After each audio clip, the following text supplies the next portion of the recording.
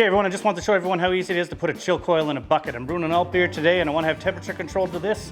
It's coming up to temperature, I'm already done the sparge, so I just want to get this done and I can do it while I'm waiting there. So let's go in real time-ish. I'll speed it up for you. So what I'm using here is the Temp Twister Coil by Kegland. They're about 40 bucks on morebeer.com and a little bit more in Canada if you got to import it.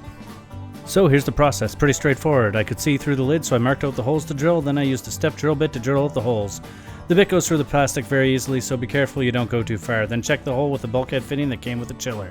And if it doesn't fit, just drill it out again. Once you're done drilling it out and it fits, burrow both sides to make nice and easy fit, and you should be good to go. Once the bulkhead fittings are snug, install them back in the bucket and adjust the chiller to fit. For a more detailed video on how to do this, check out the link in the card above.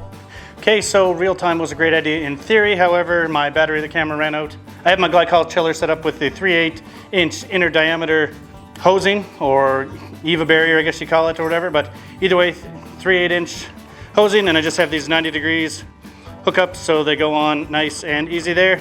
Make sure you push them all the way down through so they actually get the lock in there, and that's pretty much it.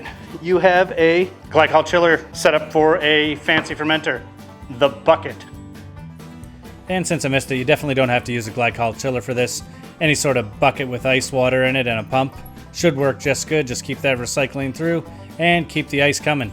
It's winter, so a lot of resources out there for cold stuff, at least up north. Anyway, thanks a lot. Don't forget to like, share, subscribe, and maybe check out some of these videos. Cheers.